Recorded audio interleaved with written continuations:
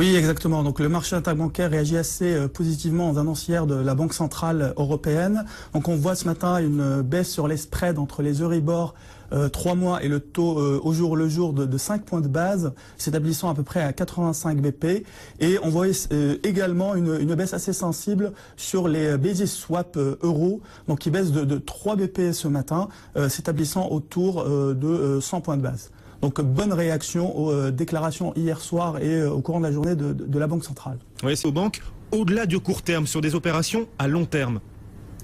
Exactement. Donc les déclarations hier de la Banque centrale allaient dans le sens d'une, on va dire, extension des opérations non conventionnelles de sa politique monétaire.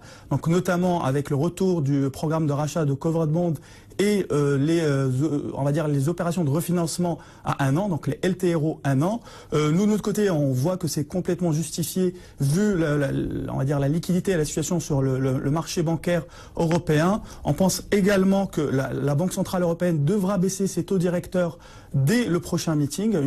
On attend une baisse qui serait de 50 points de base avec un élargissement du corridor à 100 points de base. Donc effectivement pour baisser les facilités de dépôt à 25 BP et effectivement ramener cette liquidité supplémentaire au marché interbancaire. Si on jette un œil sur les États, parce que ce sont eux qui nous préoccupent aussi, est-ce que le marché obligataire ce matin, avec les derniers développements, est-ce que finalement on est dans le même trend que le marché action? Est-ce qu'il y a de la détente?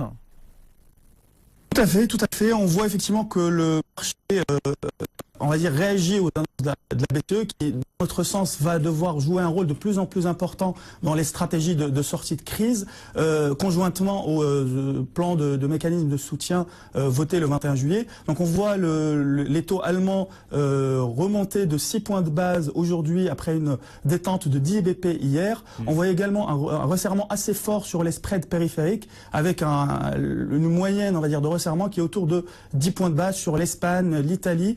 Et l'un des grands gagnants effectivement de ce début de semaine reste la France, qui dans le spread s'est resserré assez fortement hier d'à peu près 10 points de base et qui se resserre également aujourd'hui de 5 points de base, se maintenant à un niveau autour de 70, qui n'est pas un niveau faible ni bas, mais ça reste un niveau de crise. En tout cas, détente sur ce marché obligataire aujourd'hui, ça fait du bien. Évidemment, tout le monde espère un renforcement du FESF. Exactement, un agenda très dense pour les parlementaires européens.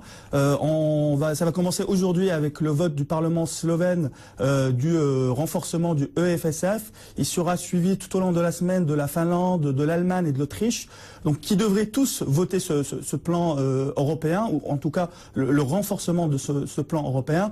Maintenant, la question la plus brûlante à notre sens, ça reste celle de la taille de ce mécanisme qui nous paraît complètement insuffisante vu les enjeux dont doit faire face ce plan européen et notamment s'il faut renflouer les banques européennes et soutenir le marché de la dette italienne et espagnole qui est en taille bien plus important que la Grèce ou le Portugal. Donc nous on pense que la solution la plus réalisable, on va dire politiquement, serait un leveraging de ce fameux plan de soutien et de stabilité, que ce soit à travers l'ECB ou à travers les institutionnels privés, contrairement à ce qu'on pourrait penser sur une augmentation juste pure et simple des garanties qui, elles, mettraient un poids supplémentaire sur le rating des pays AAA de la zone euro, comme l'a signalé S&P ce week-end. D'accord, donc il ne faut pas que le FESF serve de garantie à la BCE, c'est ça votre message? Surtout pas.